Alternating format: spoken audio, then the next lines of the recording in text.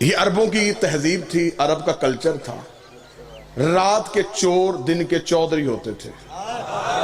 رات کو چوریاں کرنا، دن کو مطمئن ہو کے ڈیرے پہ بیٹھ کے فیصلے کرنا۔ بی بی کا تجارت کا قافلہ آتا، یہ سامان چوری کر لیتے، ایک قافلہ لٹا، دوسرا قافلہ لٹا، تیسرا قافلہ لٹا۔ بار بار نوکر آ کے کہتے رہے کہ بی بی مکے کی گلیوں سے سامان چوری ہوتا ہے۔ چوتھے دن شریعت کی ملکہ نے حیا کا برقع سر پہ لیا، گھر سے نکلی، خرامہ خرامہ چلتی رک گئی آ کے ابو طالب کے ڈیرے کے دروازے پہ۔ عرب میں جب کسی کا چولہا بھی نہیں جلتا تھا، علی کے باپ کا ڈیرا اس وقت بھی چلتا تھا۔ عرب کے فیصلے سیدوں کے ڈیرے پہ ہوتے تھے۔ ڈیرے دار یہ خاندان تھا، مہمان ان کے دروازے سے بھوکا نہیں جاتا تھا۔ حاجیوں کو یہ کھانا کھلاتے تھے۔ حج کے دنوں میں سب سے بڑی سبیل انہی کے گھر میں لگتی تھی۔ سارا عرب جانتا تھا کہ آدھی رات کو بھی ان کے دروازے پہ دستک دو، کھانا بھی مل سکتا ہے، بستر بھی مل سکتا ہے۔ یہ میرے نبی کے خاندان کی تہذیب تھی۔ بی بی آ گئی حضرت ابو طالب کے ڈیرے کے دروازے پہ، سامنے مسند پہ بیٹھا تھا علی کا شریف ترین باپ۔ بی بی نے آ کے دونوں ہاتھ ماتھے پہ رکھے، رکھ کے کہا ابو طالب میں ہوں خویلد کی بیٹی، باپ بھی میرا رئیس تھا، میں بھی رئیس ہوں، باپ بھی تاجر تھا، میں بھی تاجر ہوں، باپ بھی تجارت کرتا تھا، میں بھی تجارت کرتی ہوں۔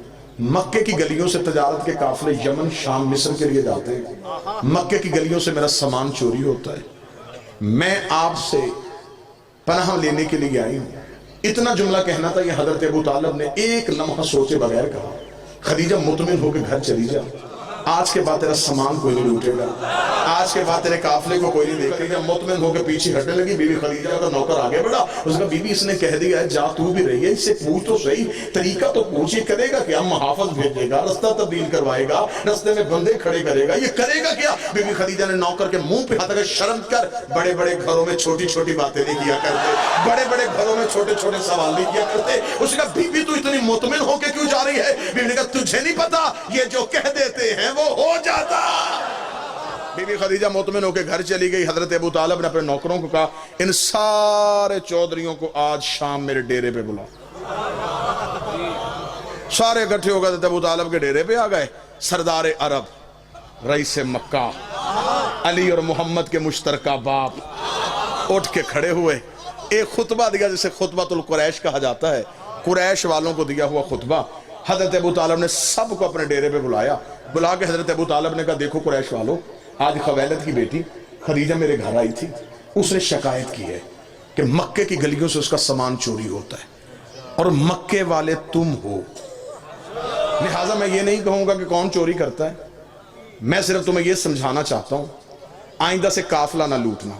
حضرت ابو طالب کا جملہ میری پوری زندگی کی خطابت پلڑے پہ رکھی جائے، یہ جملہ پھر بھی وزنی ہے۔ حضرت ابو طالب کہ میں تمہیں گھر بلا کے صرف اتنا سمجھانا چاہتا ہوں، عورت کے قافلے لوٹنا کوئی مردانگی نہیں ہے، یہ کوئی طریقہ ہے؟ وہ پردہ دار مستور ہے، تم اس کا سامان چوری کرو۔ اتنا جملہ کہہ رہا تھا، یا ایک بندہ اٹھ کے کھڑا ہو گیا، اس نے کہا ابو طالب تیرے مشورے کا شکریہ، لیکن پہلے یہ بتا کہ ہم کریں تو کریں کیا؟ عرب میں کاروبار کیا ہے؟ پتھر بیچیں؟ سوائے پہاڑوں کے یہاں پہ ہے کیا مکے میں؟ نہ صنعت نہ زراعت، چھوٹے چھوٹے ہمارے قبیلے ہیں، اتنے دور دور کے ملک ہیں تجارت کے لیے، اگر وہاں تک تجارت کے لیے جائیں تو جتنا رستے میں خرچہ ہے اسی میں تو ہمارا مال چلا جائے۔ ابو طالب نے کہا تم نے مجھے پہلے کیوں نہیں بتایا کہ تمہارے پاس کرنے کے لیے کاروبار کوئی نہیں؟ علم معاشیات کا، علم اقتصادیات کا، علم اکاؤنٹس کا سب سے پہلا قانون علی کے باپ نے بنایا تھا۔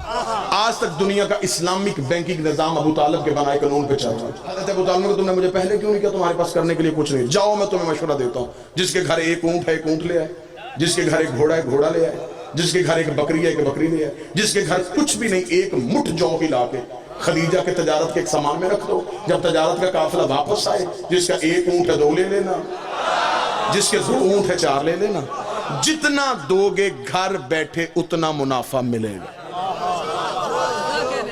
اب گئے گھروں میں جو تھا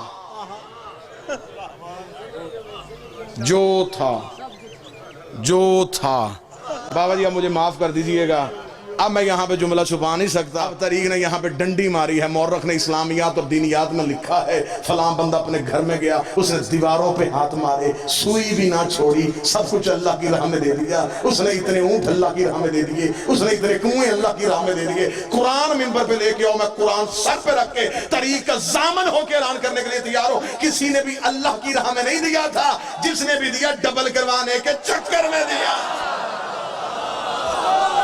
اگر کسی نے اللہ کی راہ میں دیا ہوتا تو خدا قرآن میں ذکر کر دیتا. میں دلیل دیتا ہوں, اگر کوئی اللہ کی راہ میں دیتا خدا قرآن میں آیت بھیجتا.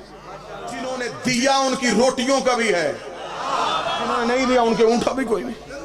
اب گئے جو تھا لا کے حضرت ابو طالب کے ڈیرے. کہنے کہ ابو طالب ہم نہیں جانتے وہ کون ہے, سامان دیا تجھے, دگنا لینا ہے تیرے گھر سے آگے.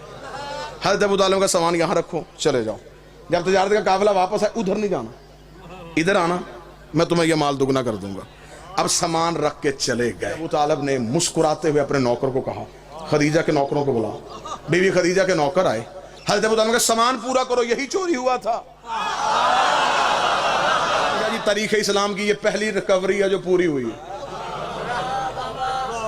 چور اپنے ہاتھوں سے سامان مالک کے گھر چھوڑ کے چلے گئے. بی بی خدیجہ کے نوکر پریشان ہو گئے, انہوں نے کہا کل ابھی ہم نے شکایت کی ہے, آج سامان مل گیا, یہ کہاں سے ملا ہے, یہ کہاں سے آئے؟ ابو طالب نے یہ کہاں چھوڑو, کہاں سے ملا, مال اٹھاؤ خدیجہ کو جا کے دو, اور اس سے کہنا کہ ابو طالب کہتا ہے جب تجارت کا قافلہ واپس آئے نا, اس مال کا کوئی صدقہ انہیں دے دیں. ابھی اسلام نہیں آیا. چلے گئے. بی بی خدیجہ کے نوکر جا کے بی بی کو خبر دی کہ بی بی سامان تو سارا مل گیا. بی بی نے کہا سامان سارا مل گیا, پھر کہنے کہ وہ ابو طالب نے کہا ہے کہ اس مال کا کچھ صدقہ.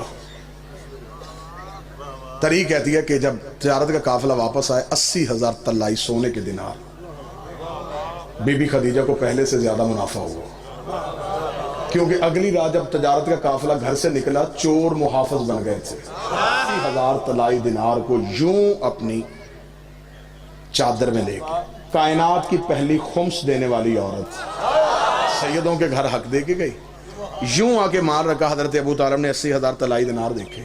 دور کون تھا جب لوگ ایک وقت کی روٹی کو ترستے تھے. حضرت ابو طالب نے کہا خدیجہ یہ کیا؟ فرمایا یہ سب کچھ آپ کی ذہانت کی وجہ سے ہوا ہے, یہ آپ کا حصہ ہے, میں آپ کو دینے آئی. حضرت ابو طالب مسکرا کے کہا خدیجہ تجھے نہیں کسی نے بتایا کہ ہم اجرت لے کے احسان نہیں کرتے؟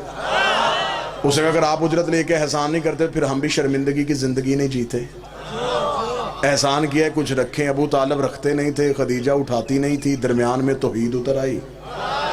حضرت ابو طالب نے کہا احسان کرنا چاہتی ہے پر ایک احسان کر, بھتیجا میرا جوان ہے, میرے بڑے بھائی عبداللہ کا بیٹا ہے, نام اس کا محمد ہے, اگلا جو تیرا تجارت کا قافلہ جائے اس میں میرا محمد ساتھ لے کے جانا, ہم تمہیں بتائیں کہ ہم کون ہوتے.